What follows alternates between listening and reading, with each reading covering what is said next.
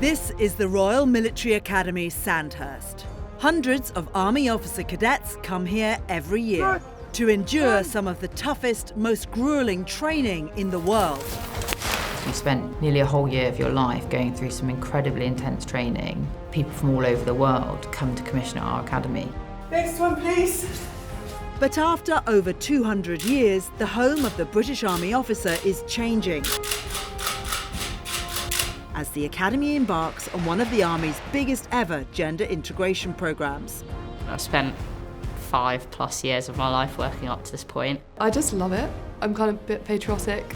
This is an exclusive look behind the scenes at this historic military training establishment at a critical time for national security. It is, of course, the spectre of heavy fighting in Europe that focuses me and my instructors on what we need to prepare them for.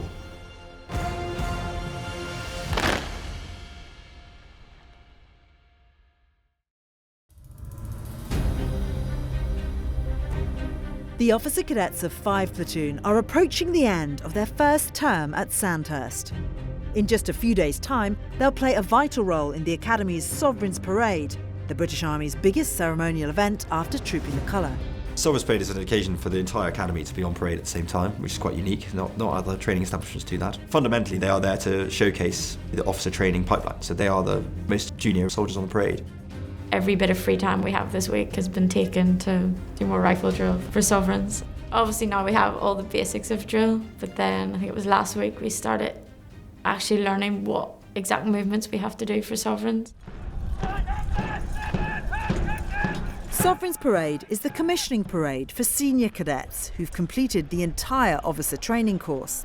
They'll now leave Sandhurst to join the regular British Army as commissioned officers.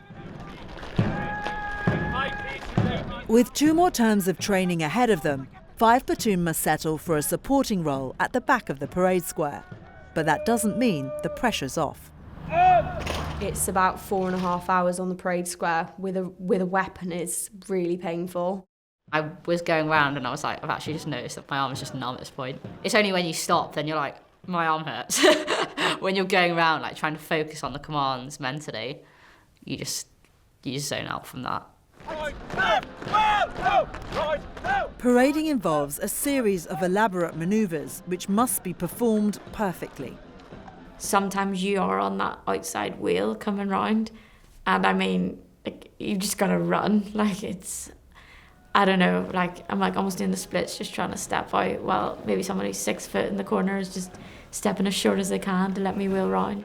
It is really technical, especially when you've got colour sergeants shouting in your ear, you know, like keep step, keep the rank. And I'm like, I'm trying. My legs are too small.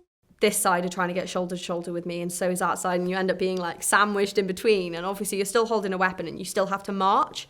So you're trying to like fight your arm through. I've got some hideous bruises on my arms just from hitting other people's weapons. There's a corner, I think it's called Chaos Corner, and it is chaos right now. Everyone's wheeling everywhere, and you've got bayonets on your rifles, and like you're just trying not to wipe each other out. During the last field exercise, Officer Cadet Holly Plummer injured her knees and has been unable to join in the drill practice. I just wanted to be involved with everyone because I obviously coming off exercise and as well. Like your whole platoon you spent how many weeks with, doing everything with them, and suddenly you're just like on the side and you feel like such an odd one out, like an odd spare part. I think if I'd come off the exercise and missed out on this, it would have been like a really bad note to end the term on. So it's been really good today to get in, and it's like, oh, we're in the parade now, and it's nice to get that like other side. And when they're not on the parade square, cadets spend every waking hour preparing their kit and equipment. Yeah, it's crazy, especially when people are going to watch it and think, oh, it looks very professional, but they don't see like the hours and hours and hours of prep, like the uniform prep and like the bulling of the shoes and keeping sure your rifle's clean enough, and then all the hours of drill practice. There's so much goes into it. Bulling boots is army slang for polishing. Traditionally, soldiers spend hours adding layer after layer of polish for maximum shine on their boots. But the female cadets have a different challenge. Our parade shoes are painted leather, so if we try and bull them, they seem to go duller. This is literally finish polish. Ours are plastic sealed, so we don't bull our boots, we just put finish polish on them. So we're there with furniture polish on our shoes, just like trying to get them as shiny as we can, but they only go so shiny, so then the staff Like the male staff that don't have the same shoes are like, oh, well, they can go shiny, and we're trying to get them shinier, but they're just not going. That's just going to be something that I think we just deal with.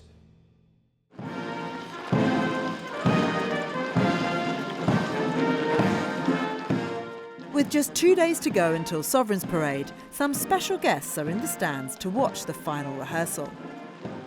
It's 40 years since the first female officer cadets were allowed to take part in the commissioning parade. To mark the anniversary, these trailblazing veterans have come back to Sandhurst to watch the young women who are following in their footsteps. It was very different then. We were only on the parade square, I think, for about 10 minutes. It's quite emotional being here today. I can't believe it's 40 years, but it has changed out of all recognition. We were the first women that were commissioned at Sandhurst, 30 of us, and we were thought to be very, very odd. And now, of course, it's quite normal, which is great. We weren't allowed to march on the parade. We weren't allowed to march around the parade square.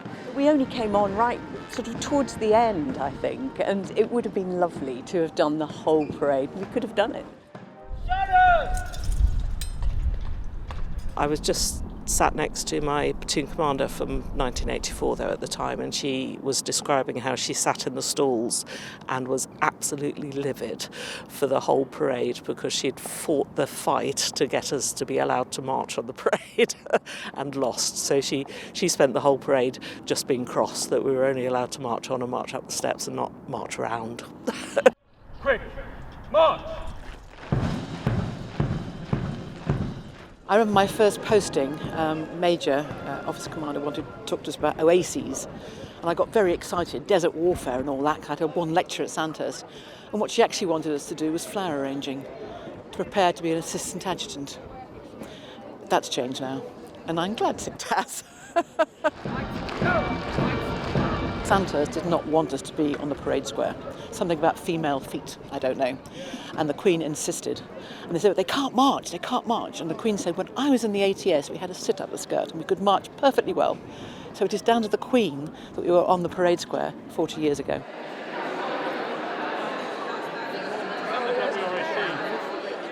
We got to hear how different it was for them and, you know, in some cases how awful they were treated and constantly feeling like there was someone trying to get rid of them. My mum was WRAC, which is exactly what these women were, except these women were obviously commissioned and my mum was a soldier. The kind of view that women had and the treatment that they had from men, it was not okay and it was awful, and I'm just glad that our army has evolved enough now. I just wish that it would have been like that for them too. But they were strong enough to get through it, and it's because of them that we're here. It's just wonderful what women can do now that people believed we couldn't do then, and we proved them wrong. We can do it. But of course, none of that would have been achievable without the trailblazers that you all represent. So really, on behalf of the current serving generation and those who will lead, I think a round of applause for those who've gone before.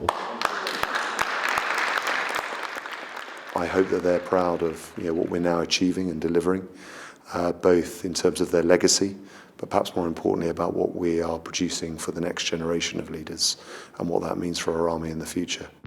Bring your water bottle out into the gym floor, back into free ranks. Everyone happy? Yeah, and I'll brief you when you're in there. Let's go. In between rehearsing for the parade, 5 Platoon must also complete a series of key fitness tests. I think everyone was quite worried about the RFT because the training sessions are pretty brutal. So it's like a compulsory fitness test that every soldier in the army has to do. Each cadet must throw a 4-kilogram medicine ball at least 3 meters and lift a dead weight of at least 40 kilos.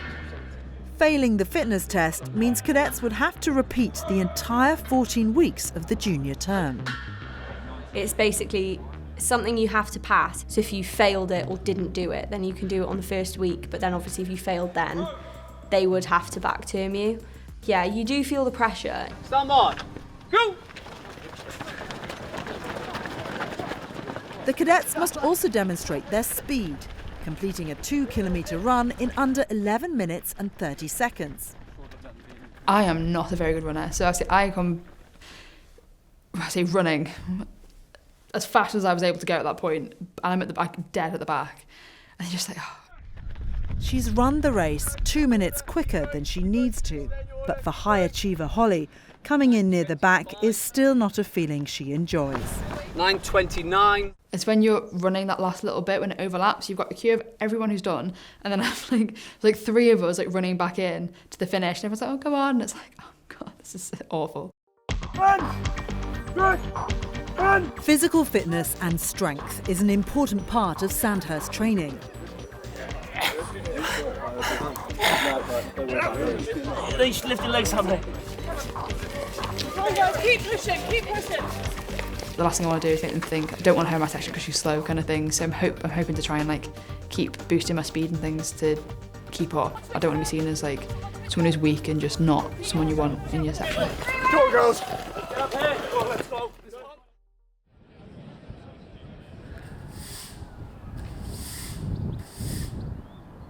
It's the morning of the parade and the final day of junior term.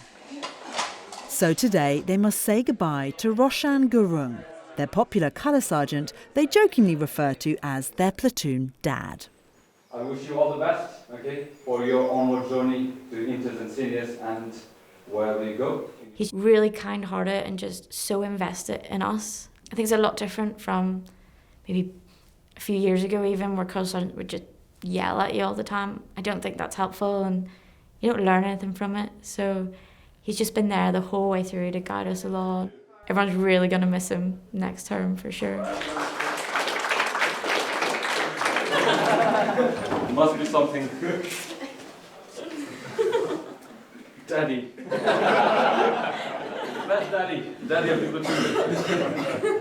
Thank you so much. Thank you. Love you all.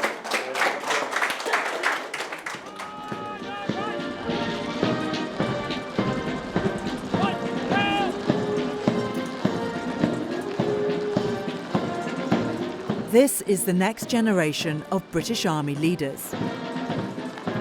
5 Platoon are part of a groundbreaking trial here at Sandhurst, where the number of women in their training platoons has been increased to 30%. I think it's better for like inclusion. If there's more girls, then it stops people getting isolated. I think it's important to have women around. I don't necessarily think you need 10 women to feel comfortable. But I think if there were only 1 or 2 girls in a platoon, and then, or say there were 3 of you and 2 were discharged, then you're suddenly the only one. So I think it's quite risky to have a small number of girls. March on! The Sovereign's banner and colours! Let's go to the colours! Out! There's a segment who just want to be treated like a soldier. You know, treat me like everyone else, I'll be fine, and I don't need any difference in my experience. And there are others who more quietly will come forward and say, this is really working for me. As in, I can see why you're doing this, and I'm really grateful that you are, because they just have that greater group around them, that greater social construct, and they're enjoying it. It's also a fresh experience for the male officer cadets. There is a greater sense of maturity, and I think there is certainly a calming presence that helps to sort of just provide a more sensible backdrop to the platoon. Yeah, so I think it's a positive influence for me. As a whole, as a platoon, we get on a lot better because we have that female influence. I think if you look at an all-male platoon, it can be maybe a little bit of masculinity, toxicity, if that makes sense. But when 5 Platoon leaves Sandhurst, they're unlikely to join a regiment with so many women. It is nice to have females about, however, I don't think it's very reflective of the field army. It kind of sets up the expectation of you're going to have a bunch of females officers in the same place, and it's a little bit misleading. Contact! Some people think that the field army has less women, so you might as well get used to it now. And my attitude is that you signed up to the job knowing that, why not just enjoy having more now? It's the only chance you're going to get it. Flip it, fire! The reality is that we're a basic training organisation and we're here to optimise the performance of individuals within the team rather than the team itself. And if that means loading to a sort of what could be argued to be an unnatural level, that might be the way forward.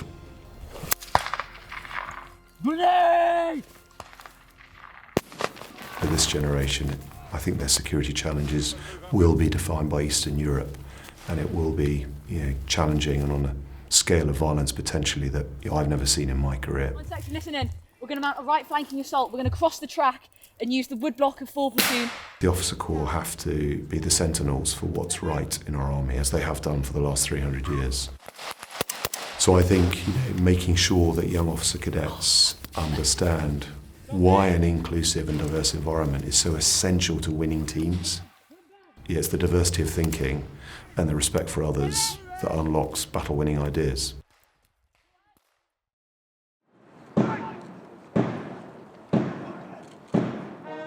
Marching alongside the senior term as they commission on the parade square offers a glimpse of their own future, and perhaps the future of other women who might be encouraged to join an academy committed to change. I think this is definitely an institution worth being part of, and I think obviously they've all come to realise that women have a really important part in this wider picture. And hopefully this trial will make women feel more comfortable to join the army, which we need. Not for statistics, just because I know lots of women that want to join the army but just don't feel like they are fit enough or can, and they absolutely are.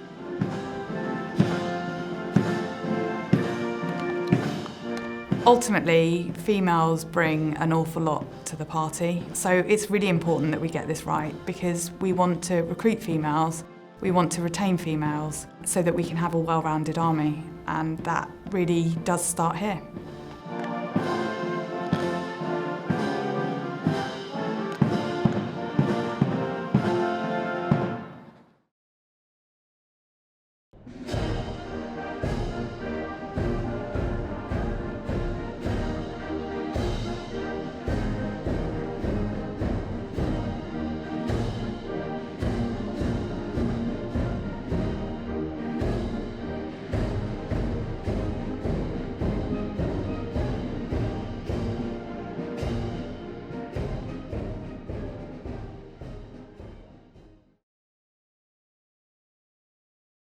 Thanks for watching. For more from Forces News, like and subscribe to our channel.